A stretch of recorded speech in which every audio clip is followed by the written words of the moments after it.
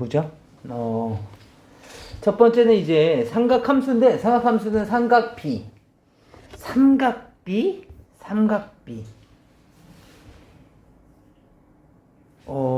우선 뭐 나중에 다시 한번 내용을 정리하겠지만, 다음과 같이 이런 삼각형을 만들 거 아닙니까? 잠깐만요. 이렇게 생긴 삼각형이 있어요. 직각삼각형에 대해서. 삼각비가 우선 무엇이냐 잠깐 보시면, 이 각만 일정하다면, 여기를 제가 뭐 A, B, C라고 보고, 여기를 뭐 A 프라임, C 프라임이라고 본다면, 삼각형 A, B, C나 삼각형 A 프라임, B, C 프라임이나 서로 닮았죠. 그러다 보니까 세 변의 길이의 비가 각각이 모두 일정하더라 라는 거죠.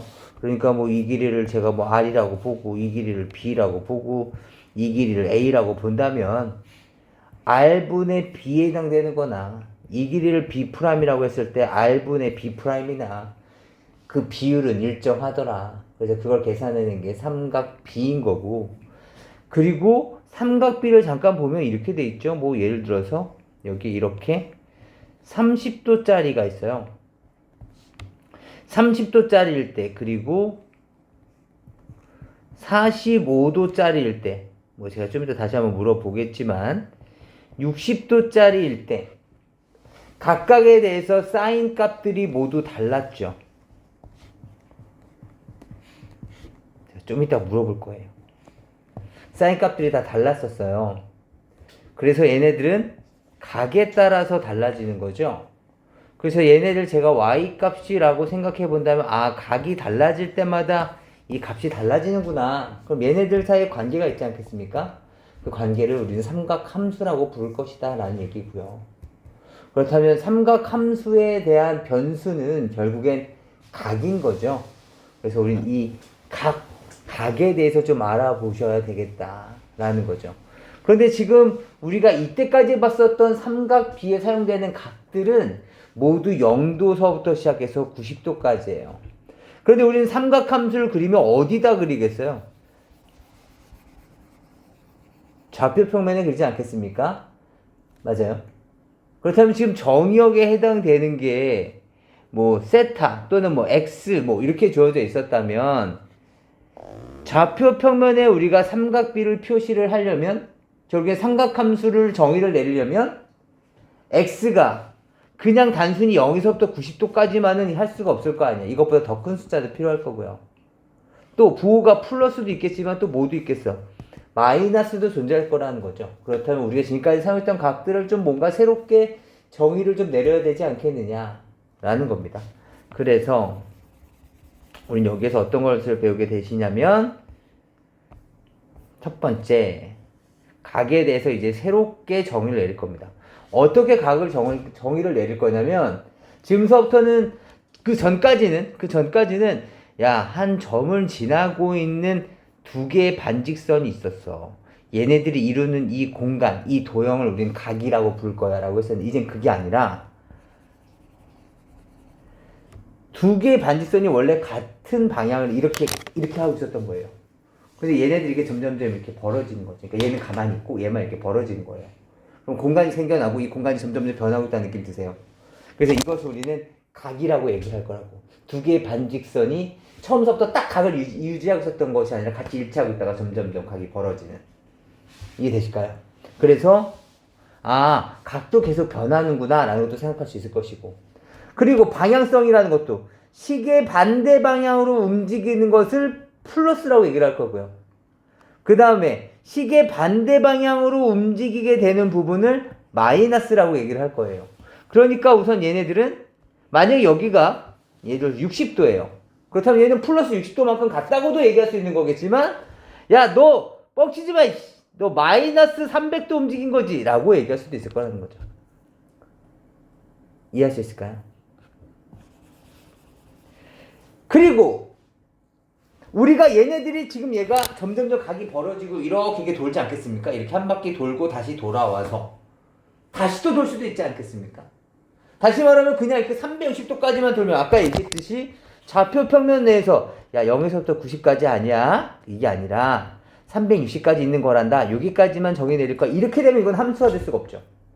다시 말하면 더 큰 숫자도 어떻게 해석을 할 거냐면 이 각이 한 바퀴 돌고 그냥 여기서 끝난 다음에 다시 새롭게 시작하는 것이 아니라 다시 계속 돌 거라는 거죠. 몇 바퀴가 될지 모르겠죠. 360도가 될 수도 있고 720도가 될 수도 있고. 이해되실까요? 이런 것에 대해서 각을 정의를 내리다 보니까 단순히 여기에 60도의 각의 크기가 있다고 했었을 때 야 너의 각의 크기는 60도구나 라고 얘기하지 않겠다는 거죠. 몇 바퀴 돌았는지 잘 모르겠지만 너는 현재는 60도지만 내가 너의 과거를 어떻게 알아? 이렇게 표시하겠다는 겁니다. 이것이 바로 일반 각인 거죠. 일반 각의 정의입니다. 그래서 어떤 특정 각을 봤을 때 우리는 이 각에 대한 정의를 이렇게 표시할 것이다. 그렇죠. 이거 용어를 설명 안 되는데. 우리가 사용할 일은 별로 없지만 문제 나와 있을 때 생각해 주시면 돼요. 처음에 같이 모여져 있었을 때 그때 그 방향을 나타내고 있는 선. 그것이 시초선. 그래서 시초선을 고정시키고 하나의 선이 계속 움직여지면서 각의 크기를 표시할 텐데 그것을 우리는 동경이라고 부를 거예요. 이해될까요? 그래서 동경이 어디에 있느냐에 따라서 각의 크기가 결정이 되겠죠. 괜찮을까요? 뭐 이런 설명 드립니다. 그래서 지금 여기 나와 있듯이 이것을 우리는 일반 각이라고 부를 거예요. 그래서 어떤 특정 각을 봤었을 때 그 각에 대한 크기를 이제는 그냥 단순히 끝나는 것이 아니라 몇 바퀴 더 돌았는지 그것을 나타내겠다라는 것이 바로 일반 각의 표현입니다. 이해되실까요? 그냥 그런가 보다라고 보시면 되는 거예요. 이것이 삼각비에 굉장히 큰 영향을 주다. 그거 아니에요. 삼각비는 조금 이따가 나갈 거고요. 그러니까 지금은 우선은 우리가 각이라는 것에 대해서 그냥 하나의 약속을 해보는 겁니다. 괜찮을까요? 그리고 동경에 따라서 당연히 이렇게 되겠죠. 봐봐. 동경이 계속 움직일 거라고. 최초는 여기에서 이렇게. X축의 양의 방향을 시초선. 동경이 같이 멈춰져 있었겠죠. 그 다음에 얘가 점점점 각이 움직임에 따라서 최초. 이렇게 움직이면 야 너의 각은 1사분면에 너의 동경이 1사분면에 있는 거 보니까 너는 0에서부터 90도 사이의 각을 갖고 있겠구나 라고 얘기할 수 있는 거죠. 물론 몇 바퀴인지는 모르겠다만 말이다. 1사분면에 있다면 그 각 x에 대한 크기는 이렇게 표시가 될 수 있었겠죠. 이해될 수 있을까요? 0에서부터 90도 사이에. 야, 나 동경 2사분면에 있어! 그렇다면 각의 크기는 요만큼 나올 것이고 마찬가지 360도 n을 기준으로 했었을 때 90보다는 더 크겠죠. 대신 180보다는 작을 겁니다. 이해할 수 있을까요? 야, 나 동경 3, 4분면에 있는 사람이야! 라고 한다면 각의 크기는 이만큼의 각을 의미하는 것이고 그럼 그때의 각의 크기는 몇 바퀴 돌았는지는 모르겠지만 너 180도보다는 크고 270도보다는 작겠다 라고 생각을 하겠다는 거예요. 그죠? 90, 90, 90이니까 그죠? 90, 맞죠? 270 요 사이에 있을 것이다. 나 동경 4, 4분면에 있어! 그렇다면 너는 몇 바퀴 돌았는지는 모르겠지만 270도보다는 클 거고 360도보다는 작겠네 라고 생각을 하겠다는 겁니다. 그래서 동경의 위치가 어디 있다라고 생각을 했었을 때 그것을 우리가 대략적인 각의 크기를 나타낼 수가 있다. 괜찮을까요? 그냥 각을 이렇게 정의 내리는구나 생각하시면 되겠습니다. 위치 관계는 이건 시험으로 내신에서 한 문제 정도는 나올 수가 있는데 그렇게 어려운 내용은 아니어서 조금 이따가 문제로 통해서 보도록 하겠습니다. 네, 먼저 한 요 정도 선까지만 먼저 한번 보죠. 먼저 잠깐 봅시다. 문제를 먼저 한번 볼게요.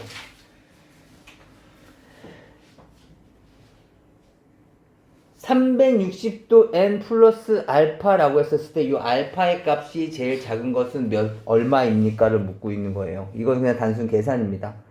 마이너스 500도죠. 마이너스 500도라는 얘기는 최초 여기에서 이쪽 방향으로 한 바퀴를 돌았어요. 그렇다면 지금 360도만큼 돈 거죠. 그래서 얘는 마이너스 360에 얼마일까요? 마이너스 140인가요? 이해되세요? 이거 계산하시면 마이너스 500도가 나오잖아.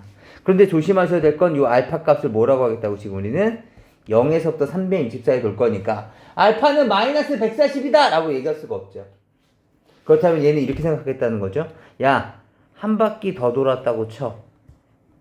그렇다면 마이너스 720도가 됐을 거고요. 그리고 플러스 220이라고 얘기할 수가 있는 거죠. 이렇게 왔다가 플러스 220이니까 반대 방향으로 이렇게 와서 여기 이렇게 와 있는 거죠. 이해될까요?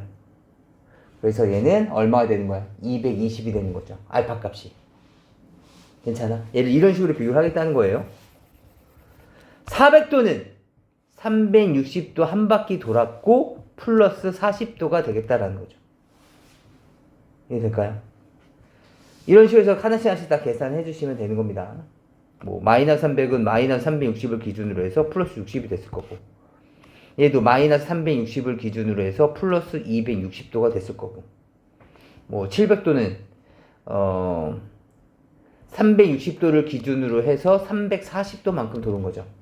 따라서 알파 값으로 표시될 수 있는 부분들은 다음처럼 표시될 수 있을 거예요. 이해됐을까요? 근데 뭐 이건 문제화돼서 이렇게 되는 거겠지만, 지금 우리가 뭐 마이너스 300도라는 얘기를 봤었을 때, 얘는 여기에서 반대 방향으로 한 바퀴 돌고 그 다음에 플러스 60도니까 시계 방향으로 60도만큼 와 있는, 동경이 여기 와 있는 거구나 라고 짐작할 수가 있는 거죠. 이해될까요? 따라서 지금 요걸 보고서 우리가 동경의 위치를 알 수가 있어요. 괜찮을까요? 그냥 그 정도 이해만 하시면 됩니다. 실제로 시험에 잘 나오는 스타일은 아니니까. 그 다음에 2번은 시험에 종종 나오기는 하는데, 나왔을 때 실수할 수도 있어서 그냥 잠깐 언급만 좀 해볼게요. 제가 우선 잘못된 풀이를 할 테니까 어디가 잘못된지 한번 보시는 거예요. 세타가 제1사분면에 각일 때 란 얘기는 동경이 1사분면에 있다는 얘기죠. 이해될까요? 따라서 세타 값은 0에서부터 90도 사이에 있을 거고요. 그 다음에 3분의 세타를 물어봤으니까 3분의 세타는 0에서부터 30도 사이에 있을 테니까 얘네들을 제 1사분면에 있는 거겠죠. 여기 요 각을 이렇게 3등분한 거 아니야? 이해되실까요? 요렇게. 이해될까요? 따라서 이렇게 해서 제 1사분면이다 라고 했더니 틀렸어요. 왜 틀렸을까요?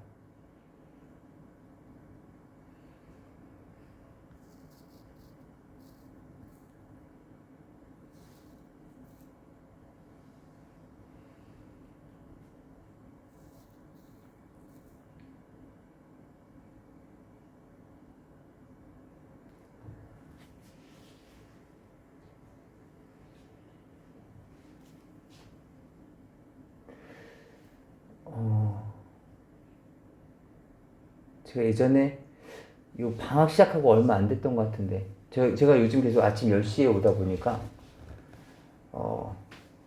아들을 잘 못 봐요. 그래서 운동 좀 하라고 일요일에 집에 있고 제가 지금 출근을 할 때, 야, 지금 운동 좀 해. 집에만 있지 말고 좀 움직여라 좀 하고 나서, 이제 저는 오전 이제 수업을 하고, 너희도 수업이군요. 수업을 하고 딱 집에 갔는데 아직도 집에 있는 거야. 그래서 야, 내가 너희 운동하라 그랬지. 그랬더니 아들이 하는 얘기가, 저 운동하고 왔다고요. 방금 들어왔어요. 아빠 오시기 전에 방금 전에 들어왔어요. 이런 얘기를 하더라고요. 지금 이 말이 여기에서 어울릴지 모르겠지만, 지금 우리가 세타가 1사분면의 각에 있다고 했었을 때 단순히 우리가 얘를 너 왜 여기까지밖에 안 움직여? 라고 얘기할 수 있을 것이냐라는 거죠. 무슨 말인지 이해되시겠어요? 얘가 사실은 몇 바퀴를 돌고 여기 와 있는지는 모른다는 거죠, 우리가. 제가 아들이 계속 집에 있는 것만 보고서 얘가 동네를 몇 바퀴 돌고서 집에 왔는지 내가 모르는 것처럼. 그러니까 단순히 이렇게 표시하면 안 되고 어떻게 표시해야 된다고요? 일반각으로 표시해 주셔야 된다고요. 360도 곱하기 n. 몇 바퀴 돌았는지 모르겠지만 너 현재는 0에서부터 몇 바퀴 돌았는지는 모르겠지만 너는 90 사이에 있구나. 이해할 수 있을까요? 따라서 3분의 세타를 물어봤으니까 3분의 세타는 3으로 나눠주시면 120도 곱하기 n에서부터 시작해서 120도 n 플러스 30도 이렇게 표시할 수 있을 거라는 거죠. 이해될까요? 근데 n은 지금 바뀔 수 있잖아? 만약에 n이 0일 수도 있죠. n이 0이라면 그럼 마찬가지 0에서부터 30도 사이니까 그때는 몇 사분면이야? 제1사분면에 있는 게 맞죠. 이해될까요? 만약에 n이 1이라면 한 바퀴 도는 거야. 한 바퀴 돌았다면 지금 얘는 120에서부터 150이죠. 우리가 각을 방금 배웠지만 한번 상상해보세요. 120에서부터 150까지면 몇 사분면인가요?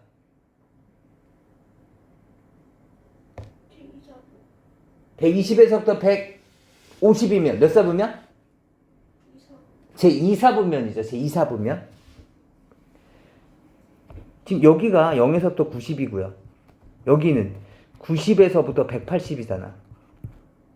이해되세요? 그래서 우리가 뭐 평각이라고 불렀었잖아요. 중학교 1학년 때. 그 다음에 요만큼의 구간은 180에서부터 270.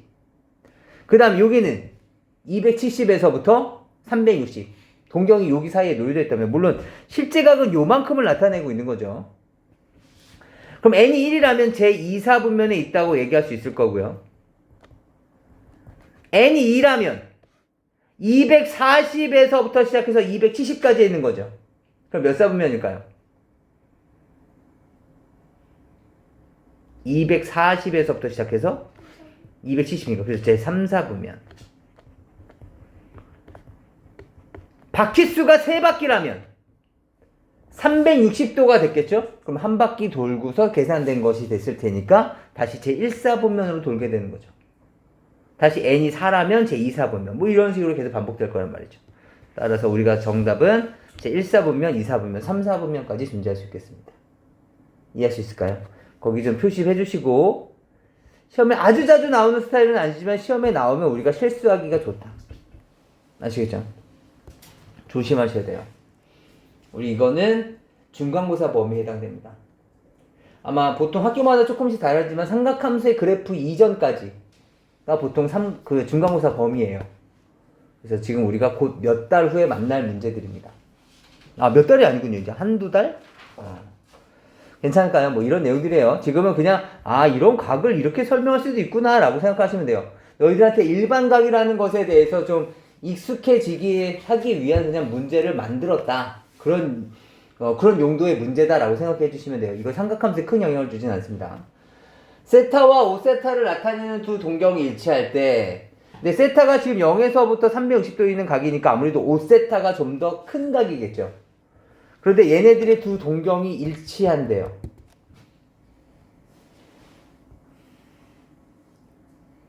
봅시다. 다음처럼 주어져 있었을 때 먼저 5세타부터 볼까요? 5세타. 세타가 어느 정도의 각인지 모르겠지만 우리가 보통 친숙하도록 1사분면 정도의 각이라고 한번 생각해 봅시다. 얘가 지금 5세타를 나타내는 동경이에요. 근데 얘네들은 몇 바퀴 돌았는지는 몰라. 따라서 5세타라는 놈은 몇 바퀴를 돌았는지는 모르겠지만 아무튼 요만큼의 각을 갖고 있는 거예요. 이해될까요? 그 다음에 세타는 0에서부터 360도까지만 있는 거니까 사실 몇 바퀴 돈 거는 아니에요. 그냥 실제로 그냥 알파만 갖고 있기는 하죠. 이해될까요? 그런데 이 알파라는 값을 우리가 모르는 거잖아. 그러면 이 알파를 소거시켰을 때 우리는 요 세타 값을 찾기 위해서는 요 알파를 소거시켰으면 좋겠다는 거야. 두 놈은 어떻게 하면 좋을까요? 빼겠다는 거죠. 이해될까요? 빼시면 4세타 값은 360도 곱하기 n만 남을 거고 n은 어차피 바퀴수잖아. 그치? 따라서 세타 값은 4분의 360도에 90도 곱하기 n이 만들어지는 거죠. 맞습니까? 따라서 n은 바퀴수니까 그럼 0바퀴수도 있지? 그렇게 되면 빵이 되는데 세타는 0보다 크니까 그건 아니고 바퀴수가 1일 수도 있죠. 한 바퀴 돌고 없을 수도 있는 거 아니야? 그렇다면 몇 도가 되는 거야? 90도가 가능해지는 거죠. 두 바퀴 돌았을 수도 있죠. 그렇다면 180도가 가능해지는 거고 세 바퀴 돌고서 올 수도 있는 거 아닙니까? 5세타가. 그렇다면 얘는 n값 3이 됐을 테니까 270도가 가능할 거고 네 바퀴가 되면 360도가 돼버리니까 그건 아닌 거 아니에요. 범위 바깥이니까. 그러니까 이런 식으로 문제를 풀어달라는 뜻이에요. 이해될까요? 지워볼게요. 우선 이해는 되시겠죠? 봅시다. 이번에 예를 들어서 이런 거 볼까요? 두 동강이 아니라 두 동경이 일치할 때 말고요. 뭘 해볼까요? 만약에 X축 대칭이라면 세타와 5세타를 나타내는 두 동경이 X축 대칭을 이루고 있대요. 그렇다면 하나의 동경은 어디쯤 있을까요? 여기쯤 요렇게 와 있겠죠. 맞습니까? 마치 요각이 이제 알파 이렇게 만들어졌을 거라고. 이해됐을까요? 뭐 어떤 것을 해도 상관이 없습니다.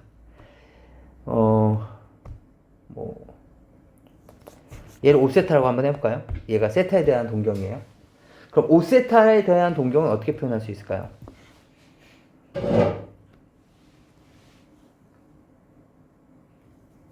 몇 바퀴를 돌았는지는 모르겠지만 알파만큼 왼쪽으로 가 있는 거죠. 이해되세요? 이렇게 갔지만 이렇게 가 있는 거네. 이렇게 치치치 빙글빙글 돌다가 툭 그렇게 쳐진 거죠. 이해되실까요? 세타라는 동경은 몇 바퀴를 돌았는지는 모르겠지만 아무튼 알파가 되는 거죠. 이해됐을까요? 이번에도 알파를 소거시켜야 되는데 어떻게 하면 좋을까요? 이번엔 두 놈을 더해 주셔야 되겠네. 그럼 6세타는 뭐가 된 거야? 360도 곱하기 n인 것이고 마찬가지. 그럼 세타 값은 60도 곱하기 n이 됐을 테니까 n이 0일 때, n 1일 때, 2일 때, 3일 때, 4일 때, 5일 때, 6일 때 그거 다 따져주시면 되는 거죠. 물론 세타가 요 범위 안에 들도록. 이해될까요? 이번에 X축 대칭하지 말고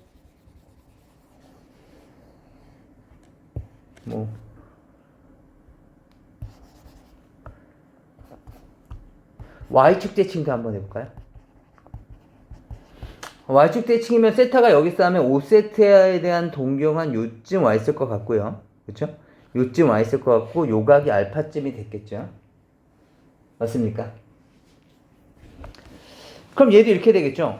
5세타를 볼까요? 5세타부터. 5세타는 몇 바퀴를 돌았는지 모르겠지만 돌고 요만큼까지 와 있는 거죠.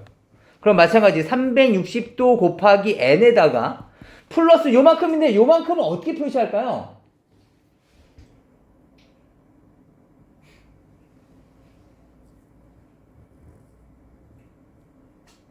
이제 요 크기만 보면 돼요. 요 크기만. 몇 바퀴 돌았는지는 표시했으니까 얘 실제 크기 얼마라고 표현할 수 있을까요? 이만큼. 물론 알파를 사용해서 표현을 해야 되겠죠. 아까 요만큼은 몇 도예요? 여기 끝까지 180도 에서 알파만큼 덜 온 거잖아요. 맞아요? 그럼 요만큼의 각은 몇 바퀴를 더 돌고 여기까지 왔는데 요만큼 더 간 거잖아. 따라서 여기에 플러스 180도 마이너스 알파라고 표시할 수 있을 거라고요. 이해되실까요? 그렇다면 세타는 뭐 얘가 요 조건 때문이기도 하죠. 그냥 뭐만 돼? 알파만 되더라. 그렇다면 어떻게 해야 돼 이번에? 마찬가지 더해 주셔야 되는 문제네. 이해될까요? 그렇다면 360도 곱하기 n에 플러스 180만 남겠죠? 마찬가지 세타는 뭐가 됩니까? 60도 n 플러스 30도가 되는 거고 n 값에다가 뭐 0, 1, 2, 3, 4, 5, 6 뭐 이런 숫자를 넣어서 이 조건에 맞는 세타 값을 찾아주시는 겁니다. 이해될까요? 지금 우리가 방금 풀었었던 내용이 지금 여기에 나와 있는 이 내용들이에요. 이해할 수 있을까요? 그러니까 이거는 외우는 게 아니라는 거예요. 내가 지금 말하고자 하는 건 외우는 건 아니다. 이해를 하셔야 된다는 거죠. 뭐 1번 1차 조건 했고요. 여기 했으니까. 그럼 이것도 한번 해볼까요? 일직선이 있고 방향이 반대일 조건이랑 y는 x에 대한 조건들 한번 좀 보죠. 여기 한 번만 좀 더 봐볼게요.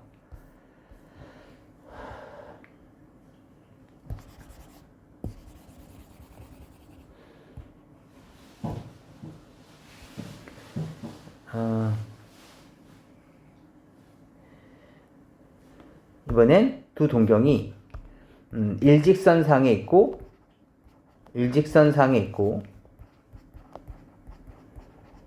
방향이 반대다. 그럼 우리가 얘를 이렇게 짐작할 수 있는 거죠.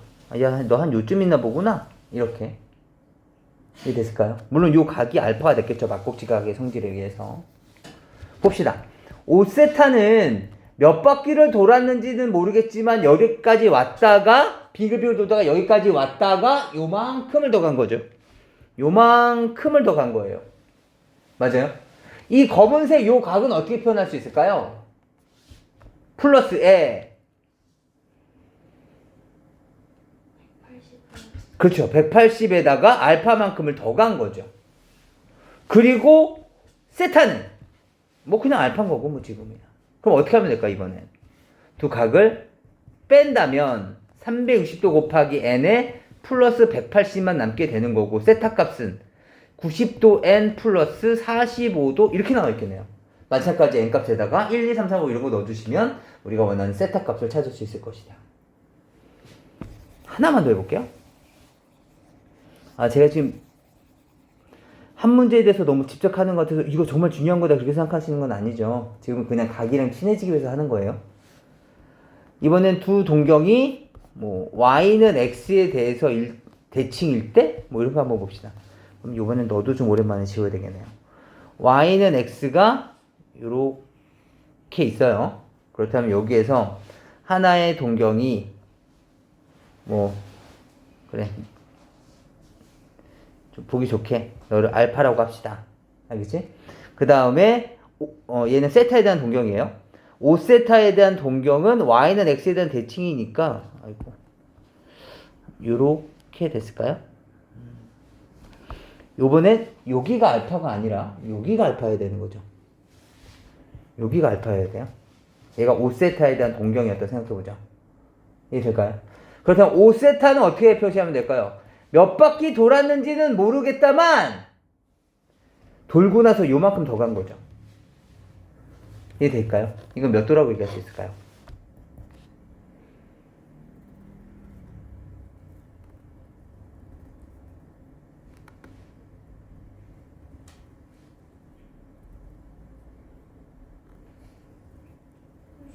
그쵸. 90? 90 마이너스 알파. 그죠? 90도까지 갔다가 이렇게 알파만큼 부족한 거니까, 그지? 그렇다면 마찬가지 세타는 그냥 뭐 알파인 거고요. 그럼 어떻게 되겠어? 더 해야 되겠네, 이번에. 6세타는 320도 n 플러스 90이 되니까 세타 값은 60도 n 플러스 15도인가요? 뭐 이렇게 표현할 수 있었겠네요. 마찬가지 n에다 집어넣어서 찾아주시면 되는 문제예요. 그러니까 외우는 거 아니다. 알겠죠? 실제로 그림을 그려서 생각해 봐야 된다. 아시겠죠? 시험에 나오면 깔끔하게 맞춰주시면 되시겠습니다. 이번엔 이제 문제된 건 뭐냐면 그래 양이라는 거 알겠어. 양도 있고 음도 있고 뭐 마이너스 3600도 있을 거고 뭐 플러스 7200, 72000도 있겠네? 그러니까 x에 대한 영역을 다 정의를 내릴 수 있는데 문제가 된 건 뭐냐면 우리가 함수를 그리는 이유는 우리가 기존에 알고 있던 다른 함수들과도 뭔가 겹쳐지는 접점을 또 구해야 되는 거잖아. 근데 지금처럼 우리가 그냥 단순히 축을 만들었는데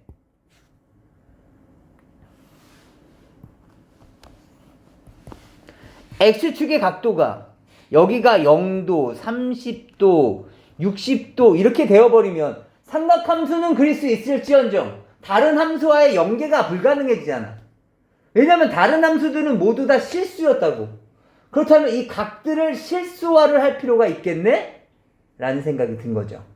그래서 각을 실수로 할 수 있는 것들을 좀 찾아볼까? 해서 새로운 각을 나타내는 법. 그것이 바로 호도법입니다. 지금 우리가 사용하고 있는 것은 60분법. 얘는 호도법. 그래서 보통 우리는 지금부터는 60분법과 호도법을 혼용해서 사용하긴 하는데 보통은 호도법을 많이 활용을 합니다. 한번 좀 보도록 하죠. 그렇죠. 여기 나와 있는 것을 한번 좀 볼게요. 지금 여기서 1라디안이라고 되어 있는데 사실은 이런 거죠. 여기에 반지름이 이렇게 있어요. 그렇다면 잠깐만 2파이 r이라는 게 뭐죠? 원주죠. 원주. 원의 둘레. 원주를 이렇게 생각해 보자고요. 2파이 곱하기 r이란 얘기니까 얘는 r의 2파이 배라고 얘기할 수 있죠. 그렇다면 지금 만약에 1라디안이라는 놈에 대한 그 아주 단위 크기를 반지름이 r짜리 원에서 호의 길이도 r짜리라고 생각했을 때 얘를 1라디안이라고 생각을 해본다면 여기서부터 시작해서 여기 파란색 칠한 부분 있죠? 맞아요? 이 파란색 칠한 부분, 여기서부터 시작해서 파란색 칠한 부분까지 이 길이는 R의 2파이배라고 얘기할 수 있죠. 이해되실까요? R의 2파이배구나. 야, 너 요만큼이 R인데 이게 2파이만큼 있는 거구나, 너. 라고 얘기할 수 있을 거라고, 원주가. 이해되실까요? 그렇다면 요 부채꼴을 2파이배를 하면은 하나의 원이 만들어진다는 거죠. 이해되실까요? 그런데 우리는 호의 길이의 비와 중심각의 비는 일치한다는 것을 중학교 때 배웠어요.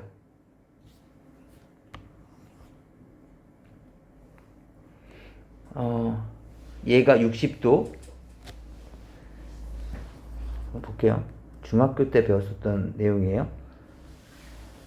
원이 있었는데 30도짜리의 이 여기서부터 여기까지 호의 길이를 봤더니 얘가 뭐 5cm야. 그런데 60도짜리의 호의 길이를 계산해 보면 얼마겠습니까? 뭐 이런 문제 나왔었다고. 30도짜리일 때 5cm라면 60도일 때는 요 호의 길이는 얼마입니까? 정답은 10cm였던 거죠. 이해되세요? 그래서 우리 보통 호의 길이 계산할 때 2파이r 곱하기 360분의 x도 이렇게 계산했던 거잖아요. 360도 중에서 이만큼 차지하는 비율이 바로 호의 길이다. 그렇죠? 그래서 중심각이 비례했었다고. 그렇다면 지금 얘를 봤을 때 다시 보세요. 호의 길이를 2파이배를 하면 원주 전체가 나온다는 얘기는 요 1라디안을 2파이배를 하게 되면 한 바퀴가 나온다는 거죠. 다시 말하면 이 한 바퀴를 뭐라고 부르겠다고? 2파이라는 각이라고 생각을 하겠다고. 이해되세요? 360도가 뭐라고요? 2파이라고요. 이해되실까요? 180도는 파이가 된 거고.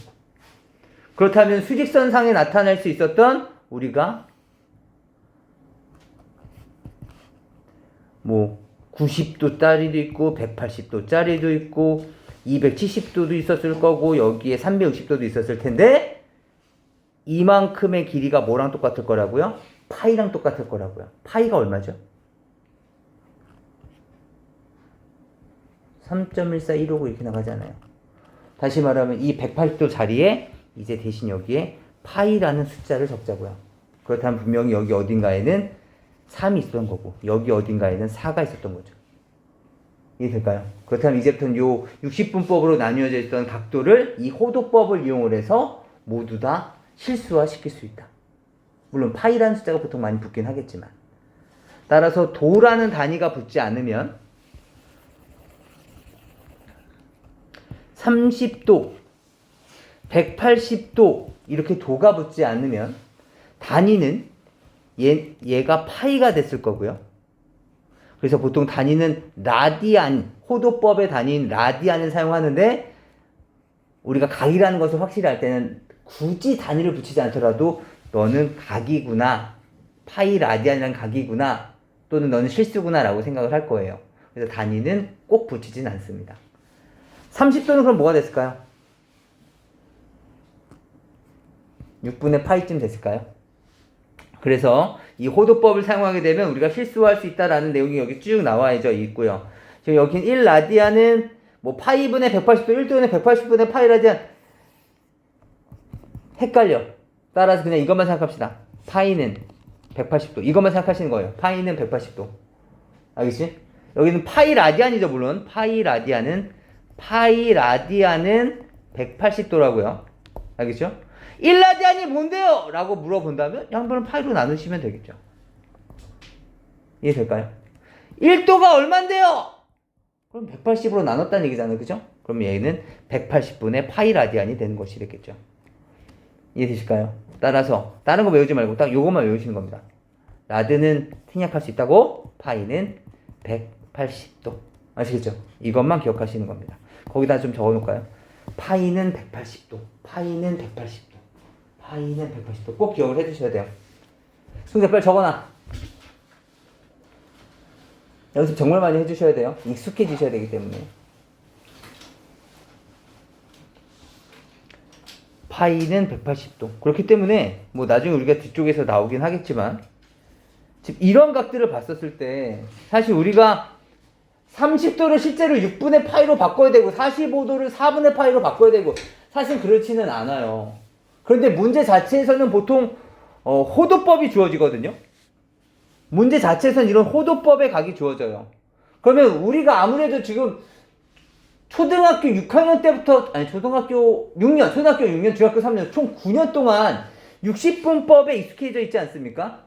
따라서 문제에 주어져 있는 호도법이 나오면 사실 어느 정도는 나중에 또 확실하게 익숙해지기 전까지는 얘를 60분법으로 이해할 수 있는 능력이 좀 필요로 합니다.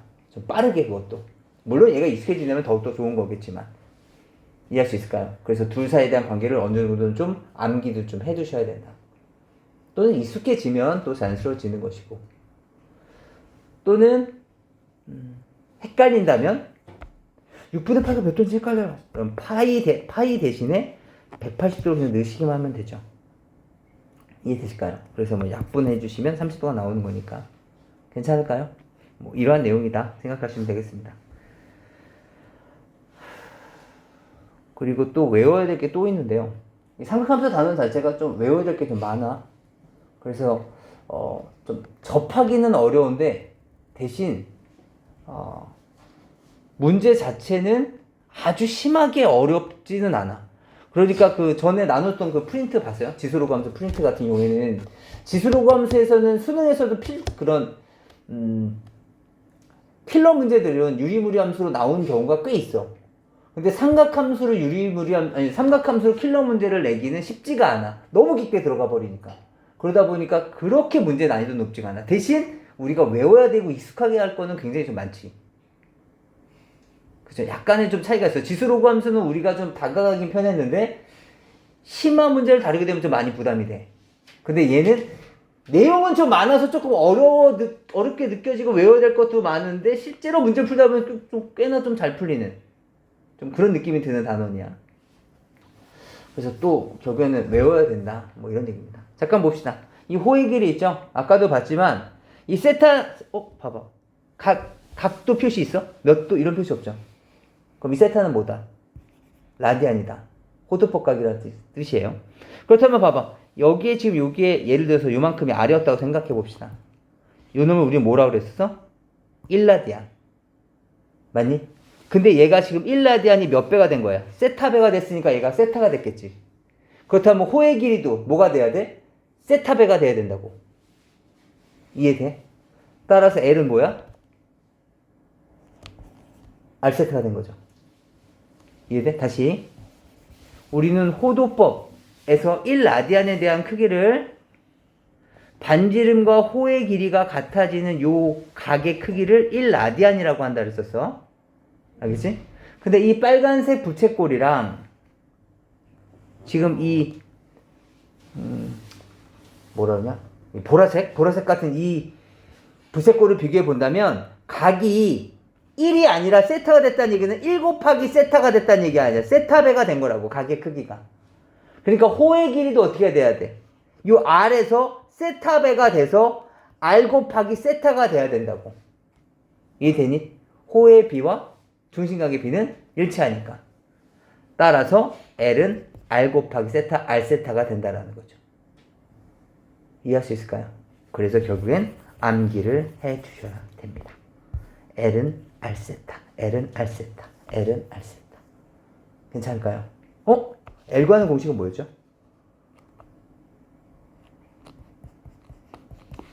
(2파이 R) 곱하기 360분의 X도였죠. 맞습니까? 따라서 문제 자체에 중심각이 주어진다면, 중심각이 육신분법으로 주어진다면 이 공식 쓰셔야 돼요. 이것도 알고는 계셔야 돼요. 그리고 호도법이 주어진다면 그 호도법을 중심각으로 바꿔서 이렇게 계산하시는 것보다는, 호도법을 60분법을 바꿔서 계산하는 것보다는 그냥 R세타를 쓰시는 게 훨씬 더 낫다. 이해될까요? 넓이! 부채꼴의 넓이도 마찬가지입니다. 보죠. 부채꼴의 넓이 공식 뭐 있어요? 혹시 알고 있는 공식들? 알고 있어요? 부채꼴의 넓이. 원의 넓이 어떻게 돼요? 원 넓이요? 네, 원의 넓이. 파이 R 그렇죠. 파이 r 제곱. 근데 거기에 일부분 x도만큼을 차지하고 있는 거니까 우리는 얘를 360분의 x도 이렇게 표현을 하죠. 맞아요. L은요, 아까 봤죠? 2파이 r 곱하기 360분의 x도죠. 맞습니까? 제가 얘네들을 나눈다면 어떻게 될까요? L분의 S는 이것분의 이거라고 얘기할 수 있죠. 맞아요? L분의 S는 얘분의 얘. 맞습니까?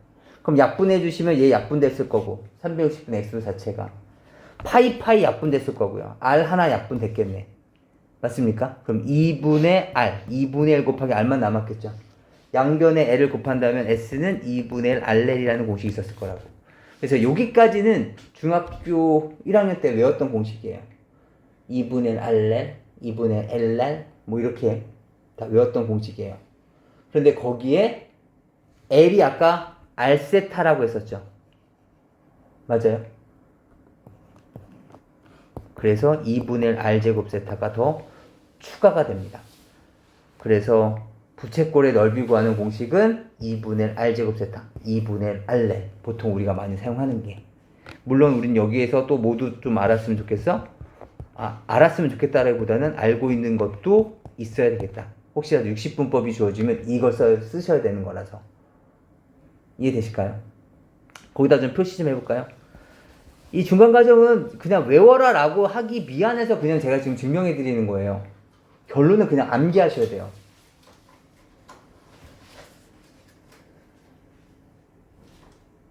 주어진 조건이 60분법이냐 또는 호도법이냐에 따라서 달라져요.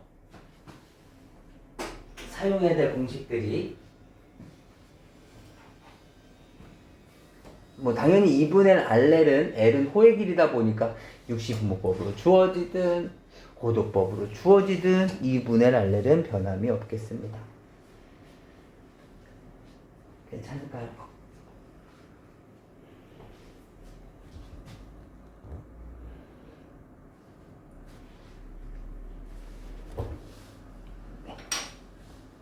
여기는 내용들은 그냥 그런가 보다 하고서 그냥 넘어가시면 돼요. 그냥 한번 그냥 쭉 이렇게 읽어보시는 거죠.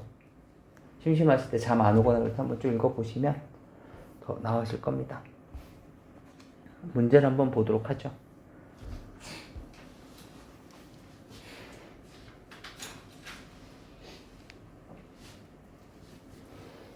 (75도가) 12분의 5파이냐?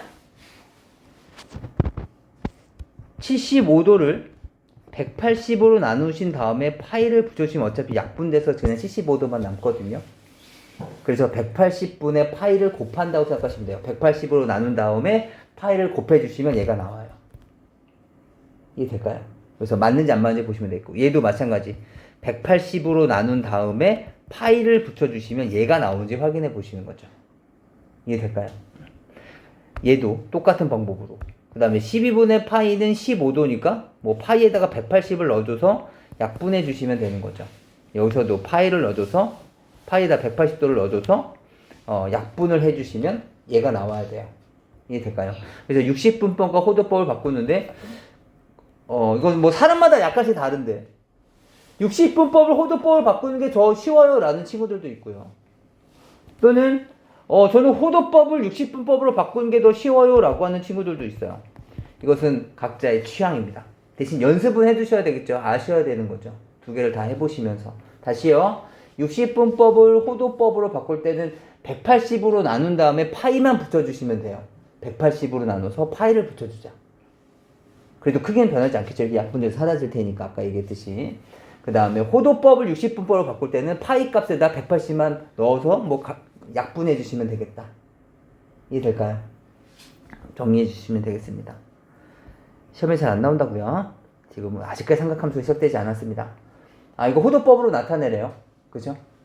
그렇다면 얘는 동경이 나타내는 일반각을 일반각이다. 일반각이 뭐였죠 아까? 일반각? 그냥 이 각이 호도법으로 나타내면 뭐냐? 이게 아니네. 이 각의 동경이 나타내는 일반각. 일반각 뭐였죠? 360도 곱하기 n 플러스 세타 했던 거 기억나세요? 그죠? 이렇게 바퀴수로 표시를 해달라라는 얘기가 되는 거죠. 일반각. 그죠? 해봅시다. 우선 얘 일반값 표시는 뭔가요? 360도 n 플러스 300도인 거죠. 맞습니까? 따라서 360도 얘를 뭐라 불러? 2파이라고요. 이해될까요? 그래서 얘는 보통 2n파이라고 보통 많이 불러요. 2파이 n보다는 좀 발음하기 좀 수월하죠. 2n파이가 2n파이 2n파이. 300도는요. 300도는 호도법으로 어떻게 바꾼다고요? 180으로 나누신 다음에 파이를 붙여주실 거라고요. 그 다음에 약분만 해주시면 되시겠습니다. 6으로 나타내시면 3분의 5파이가 되겠네요. 그래서 여기에 플러스 3분의 5파이라고 정리해 주시면 되겠습니다. 괜찮을까요? 마이너스 210도는요. 마찬가지 마이너스 360도 곱하기 n에다가 플러스 얼마가 됐을까요? 플러스 150인가요? 이렇게 되면 되겠다. 이해됐을까요? 그 다음에 얘는 마이너스 2n 파이에다가 150도도 마찬가지 180으로 나누어 주시고 거기다 파이를 붙이실 거라고요. 얼마인가요? 6분의 5인가요? 6분의 5. 그래서 얘는 여기에 6분의 5파이라고만 정리를 해주시면 되겠습니다. 괜찮을까요? 네. 넘어가 볼게요. 그럼 넘어가기 전에 요것만 각자 한번 확인해 보시겠어요? 지금 양쪽으로 바뀌고 있는 부분들, 지금은 위에 있는 1번, 2번, 3번은 60분법을 호도법으로 바꾸는 과정이 맞는지 안 맞는지 한번 확인해 보시고요. 그 다음에 4번, 5번은 호도법을 60분법으로 바꾸면 진짜 이렇게 되는지 지금 빨리 한 번만 확인해 보고 다음 내용으로 넘어갈게요. 넘어가 보죠. 뭐 삼각함수 이런 것만 있냐 그런 건 아니에요. 지금 그냥 각과 친해지기 위한 그냥 단원이에요. 삼각함수랑 좀 별개라고 생각하셔도 괜찮아요. 반지름의 길이가 4짜리고 호의 길이가 2파인 부채꼴의 중심각의 크기 세타랑 넓이 s를 계산하세요. 호의 길이죠. 호의 길이 구하는 곳이 뭐였죠? L은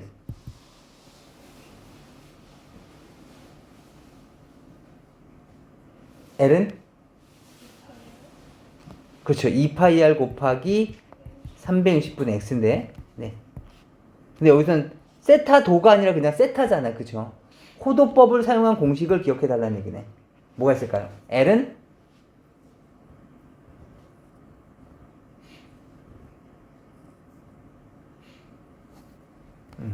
암기해 주셔야 되는 거예요. L은 R세타예요. L은 R세타. L은 R세타. L은 R 세타. 이해될까요? 그래서 세타 값은 8분의 파이가 되겠습니다. 괜찮을까요? 네, 지워보죠.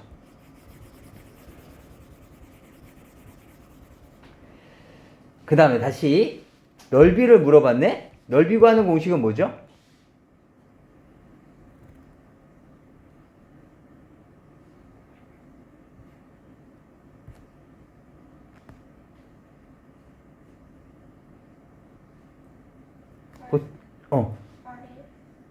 이번에 R L 또는 2분의 1 R 제곱 세타 맞습니까? 근데 지금은 뭐 R이 4가 주어져 있고 호의 길이가 2파이라고 주어져 있으니까 그죠? 그러니까 얘는 오히려 이 공식으로만 쓰면 되겠죠. 2분의 1 곱하기 R L 이렇게 4파이 제곱 센티미터가 됐겠죠. 이해될까요? 다시 한 번만 좀 더 적어보죠. 깔끔하게 다시 한 번 적어봅시다. L은 뭐라고요?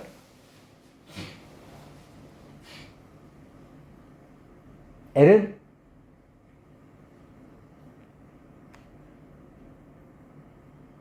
이 마스크 없을 때는 이 모양이라도 얘기해줬을 텐데 L은 R세타. L은 R세타. 그쵸. 이게 첫인상이 굉장히 무서워요. 그래서 다시 계속 2파이알만 계속 나오려고 그러죠. 뭐 이러고 있으니까 지금 R이 안 나오는 거예요. 지금 넓이는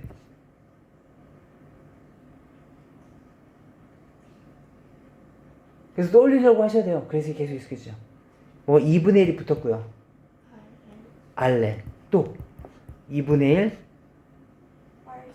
R 제곱 세타. 물론 L 자리에 R 세타 넣으면 R 제곱 세타가 쉽게 나오긴 할 텐데 그냥 별개로 그냥 외웠으면 좋겠어요. 왜냐면 어떤 게 주어질지 모르니까. 그때마다 제가 2분의 L R L인데 L이 R 세타니까 2분의 L R 제곱 세타 이렇게 외우기에는 또 시간상 또 문제 또 있다고. 괜찮을까요? 한 번만 좀 더 적어보죠. 한 번만 더 적어보자. 아무 공간이든 상관없어요. 뭐 연습장도 좋고요. 뭐 다른 데도 괜찮습니다. 한 번만 더 적어보시면서 그냥 익숙해지시는 거예요. L은 R 세타, 넓이는 2분의 L RL 또는 2분의 L R 제곱 세타.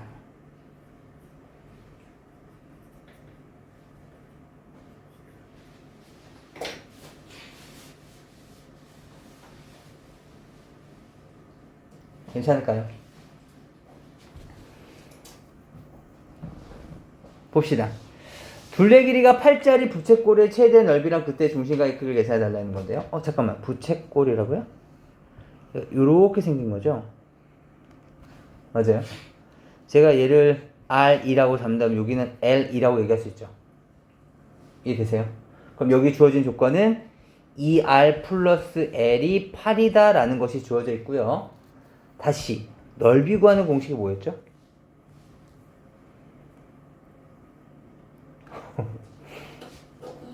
(2분의 1)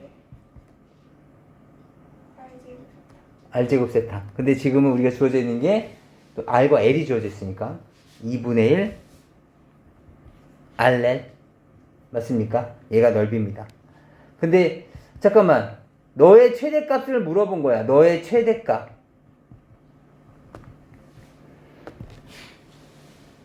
뭐가 떠오르죠? 2R 플러스 L인데 너의 최대값? 그럼 저기 2분의 1은 고정되어 있고 RL의 최대값 물어본 거 아닌가? RL의 최대값? 맞습니까?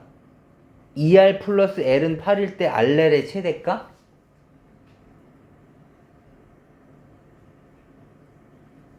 뭐 R도 L도 다 양수일 거 아니야, 그쵸? 근데 RL의 최대값?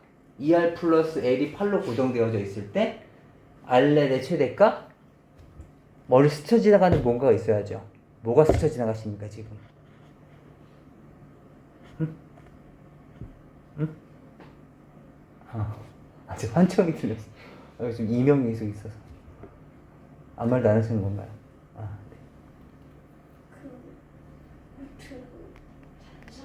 그쵸. 산술기야. 그쵸. 괜찮아요. 뭐 명칭이 뭐가 중요합니까? 뭔가 있다는 것만. 산술기야. 맞아요? 성준이 기억났어요? 그럼 다시 한번 적으시는 거예요. 산술기야. 전에 얘기했지만 최대 최소 구하는데 가장 많이 나오는 것은 이차함수고요. 그리고 나서 또 나오는 것은 산술기야. 굉장히 중요하니까 꼭 기억하셔야 돼요.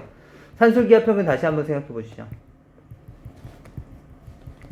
산술 평균은 2분의 A 플러스 B고요. 기하 평균은 루트 AB죠. 그래서 이것보다 크거나 같다. 그래서 보통 우리는 얘를 이렇게 암기를 하죠. 그렇다면 이것이 의미하는 것은 우선 첫 번째 단서는 A도 양수고 B도 양수여야 된다라는 그 단서가 있고요. 그렇다면 이런 것은 언제 효용성이 있느냐? 곱이 일정할 때. 곱이 일정하다는 얘기는 곱이 얼마다 라고 던져줄 수도 있고 또는 역수 형태라고 할 수도 있겠죠. 역수 형태면 곱이 얼마다라는 걸 알 수가 있는 거 아니야. 두 수의 곱의 형태가. 이해되세요? 지금 뭐 예를 들어서 x 곱하기 3y가 뭐 8입니다 라고 주어져 있는 것일 수도 있겠고 또는 x x 플러스 1분의 1의 뭐 최소값 뭐 이런 형태가 되면 서로 역수 형태 아닙니까? 그쵸? 그러다 보니까 물론 역수는 아니죠. 여기 플러스 1을 붙이고 빼기 1을 해서 약분되는 형태를 만드셔야 되는 거긴 하지만 이런 형태일 때 곱이 일정하거나 또는 역수 형태의 합의 최소값인 거죠.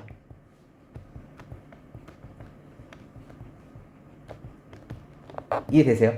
곱이 특정 값을 딱 일정하게 돼 있던가 또는 역수 형태인 두 수의 합의 최소값을 물을 때는 산술기야. 두 번째, 이번엔 반대로 합이 일정할 때 곱의 최대값인 거죠. 근데 최대값과 최소값을 가졌다라는 것에서 우리가 알 수 있는 것은 너 등호를 인정했구나 라는 것이고, 단서는 등호는 두 수가 같을 때 성립하는 거죠. 맞습니까? 우선 여기서부터 여기까지 좀 빨리 필기 한번 해볼까요?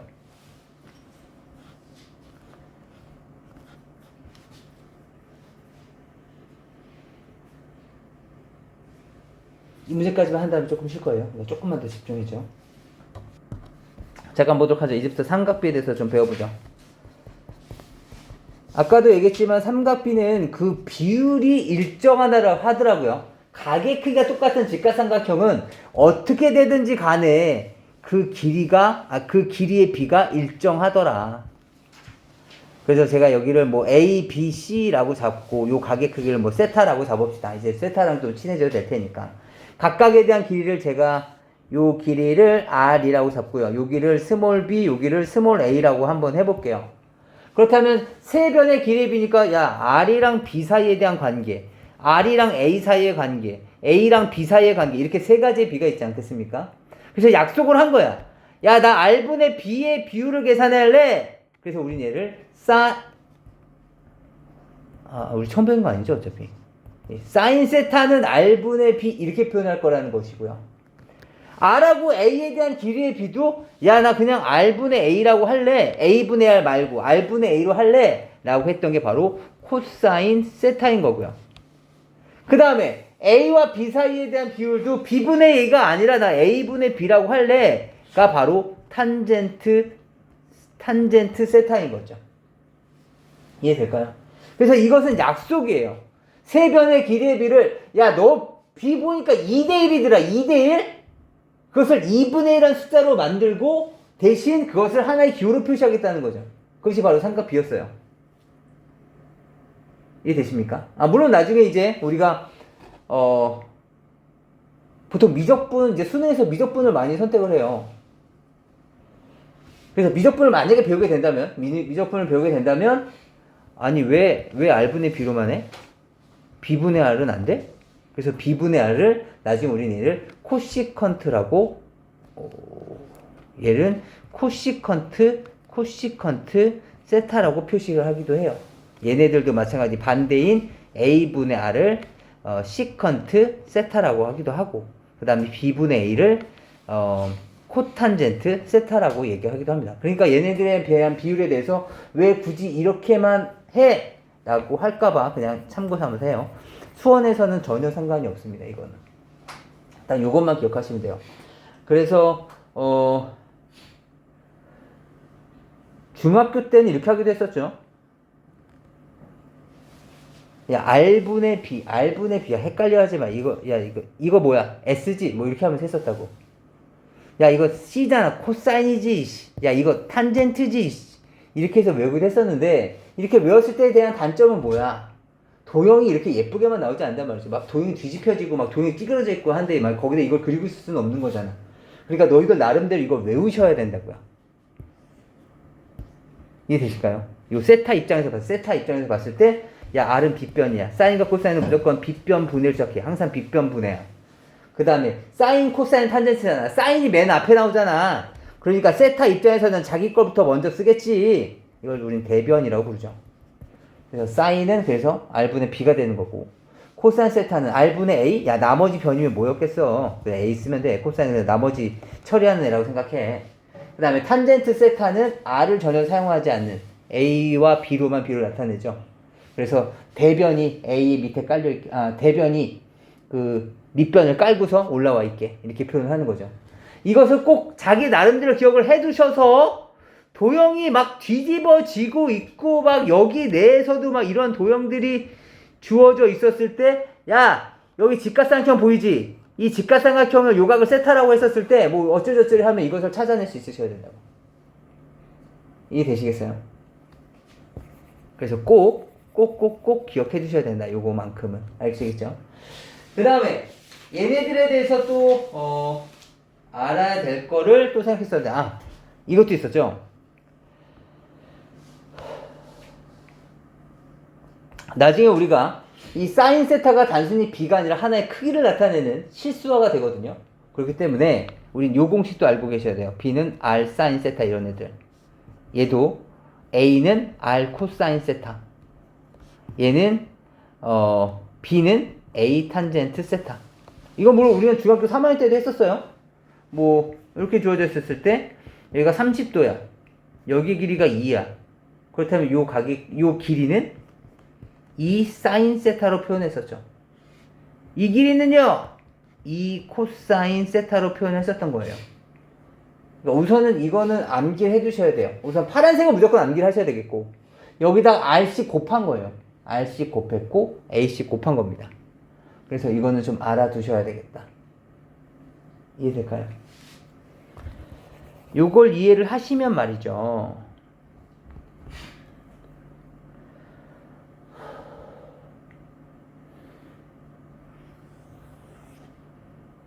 원을 하나 그렸어요. 지금 여기 중심을 지나고 있고 여기 이렇게 중심을 지나는 이런 원이 하나가 있습니다.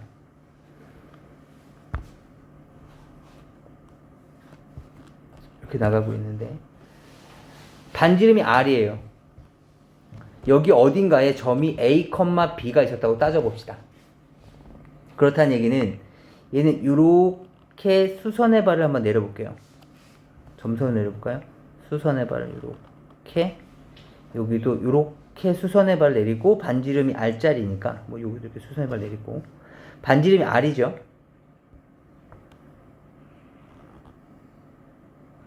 이렇게 내렸어요. 그렇다면 요만큼의 길이가 바로 A인 거죠. 맞아요? 요만큼의 길이가 B인 거죠. 요 각을 세타라는 이제 각이 만들어진 거고. 맞습니까? 방금 봤지만 A는 어떻게 표현할 수 있을 거라고요? 지금 요 직각삼각형이, 요 직각삼각형 보이세요? 얘가 이거와 지금 뭔가 대꾸를 이뤄야 돼요. 그러니까 제가 지금 그림을 따로 그려놨지만 사실은 여기에 이렇게, 얘가 이렇게 그려지는 이런 원이 있었다고 생각해 보시는 거죠. 아휴, 엉망진창이네. 아무튼 얘가 이렇게 지나고 있는 원이 하나 있었다. 아시겠죠? 그걸 지금 이렇게 대꾸가 되고 있다고 생각해 주시면 돼요. A, B, 세타, R. 이해될까요? 그렇다면 요 A, B에서 요 A를 뭐라고 표현할 거라고요? A는 R 코사인 세타죠. 나중에 우리가 실제로 삼각비 문제를 풀 때는, 삼각함수 문제 풀 때는 요 점을 우리는 R 코사인 세타 이렇게 표현할 거고요. 얘는 R 사인 세타 이렇게 표현할 겁니다. 이해되실까요?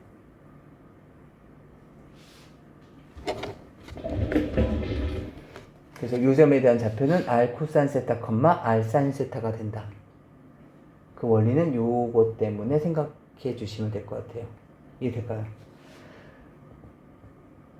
만약에 조금 더 원이 커진다면, 원을 좀 더 크게 해볼까요?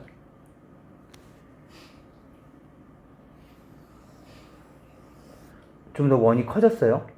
반지름을 제가 1이라고 해보고 이 보조선을 조금 더 연장해 본다면 이 점 보이시죠? 그럼 이 점에 대한 좌표는 뭐라고 할 수 있을까요? 코사인 세타, 사인 세타라고 얘기할 수 있을까요? 왜냐면 반지름이 1이 됐으니까. 반지름 1이 됐으니까. 1 코사인 세타, 1 사인 세타. 이해할까요? 그렇다면 마찬가지로 여기서도 이렇게 수선의 발을 내리시겠죠? 여기서도 이렇게 수선의 발을 내린다면 직각삼각형이 만들어지겠죠? 여기서도. 이해되세요? 이 길이가 코사인 세타, 이 길이가 사인 세타. 맞습니까? 따라서 여기서 나올 수 있는 공식 하나가 있습니다. 외우셔야 돼요. 코사인 세타, 사인 세타, 1. 뭐가 떠올라? 피타고라스의 정리죠. 사인 제곱 세타 플러스 코사인 제곱 세타는 1이죠. 사인 제곱 세타 플러스 코사인 제곱 세타는 1입니다. 이해될까요? 암기해 주셔야 돼요. 세타를 표현할 때 예를 들어서 사인 30도야. 근데 내가 얘를 제곱을 이렇게 표시해두면 사인 900도랑 같아지죠. 900도처럼 보일 수 있을 거 아니야. 따라서 얘에 대한 제곱을 표현할 때는 여기 사이의 제곱을 이렇게 적어줘요. 그래서 제가 여기다 사인 제곱 세타, 코사인 제곱 세타 이렇게 적어놓은 거예요. 이해되시겠어요?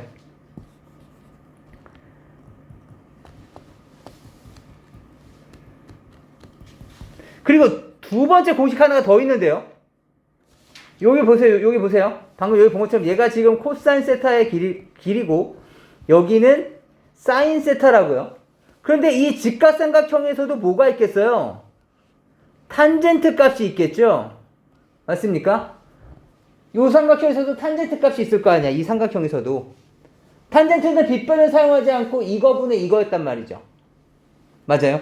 따라서 탄젠트 세타는 뭐라고도 표현할 수 있을 거냐면 코사인 세타분의 사인 세타라고도 얘기할 수 있을 거라는 뜻입니다. 이해되실까요? 그래서 이것도 좀 알아두셔야 된다. 다시 정리해 볼게요. 직각삼각형에서 사인 세타, 코사인 세타, 탄젠트 세타는 다음 같은 세 변사에 대한 관계를 갖게 된다. 기억하셔야 된다고요. 그래서 길을 표시하시게 되면 직각삼각형에서 야 B값 얼마냐? 라고 한다면 R 사인 세타라고 보통 얘기를 하게 되고요. 야 A 값은 얼만데? 그렇다면 R 코사인 세타. 이 관계에서 R 곱하는 그 과정을 생략해서 외워두시면 훨씬 더 유리하다고요. 알겠죠?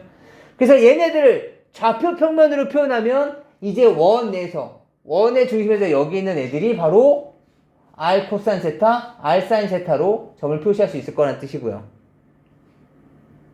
반지름이 특히나 반지름 일자리 원이라면 그냥 그대로 코사인 세타, 사인 세타라고 얘기할 수 있다. 반지름이 R이라면 R 코사인 세타, R 사인 세타인데 반지름이 1이라면 코사인 세타, 사인 세타라고 표현할 수 있다. 그리고 또 여기서 파생된 성질이 제곱끼리 더해주면 1이 나온다. 사인 제곱 세타 플러스 코사인 제곱 세타는 1. 그리고 탄젠트 세타는 코사인 세타분의 사인 세타다. 여기까지가 중학교 3학년 때 배웠었던 공식이었어요. 이제 이것을 어떻게 활용하느냐가 이제 관건이었었죠. 중학교 3학년 때는. 여기에다가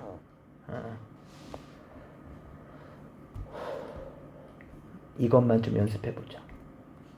제가 시킬 거예요. 어떻게 적을까요?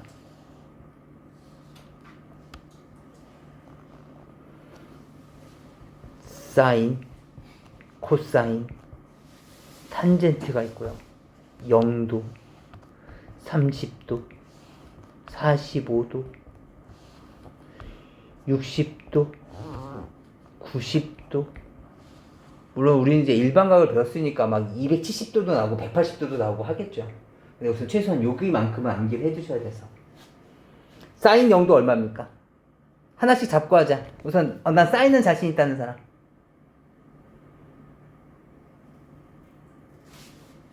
네, 승준.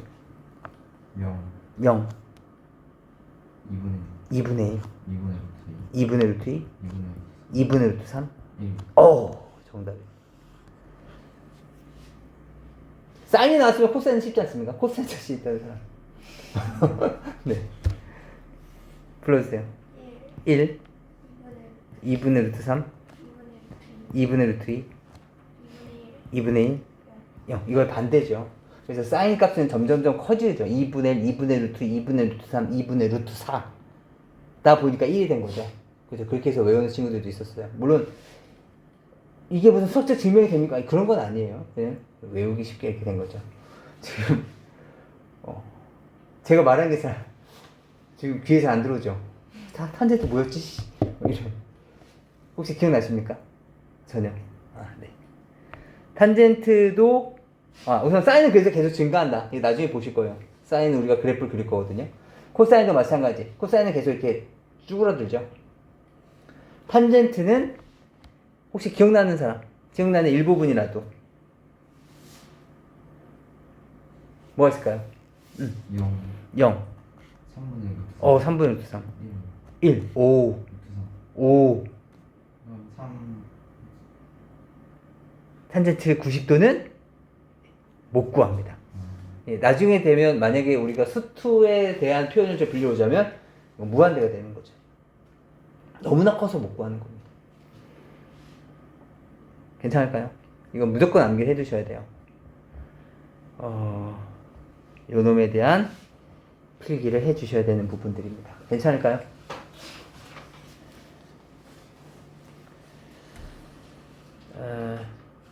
아니에요. 지금 이것을 그냥 기계처럼 마음 급한 마음에 그냥 필기를 하시면 전혀 의미가 없어요. 그렇기 때문에 집에 가셔서 제가 이거를 공유를 해드리면 여기 멈춰두고 곰곰이 생각하시면서 필기를 해주셔야 돼요. 여기는 내용들이죠.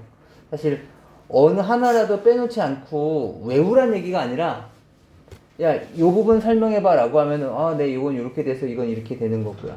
이 그림이 무슨 의미가 있냐? 그러면 얘는 반지름 R자리 그려봤었을 때 얘에 대한 요만큼의 길이를 여기처럼 이렇게 표현했었으니까 R 코사인 세타, R 사인 세타로 표현할 수 있습니다.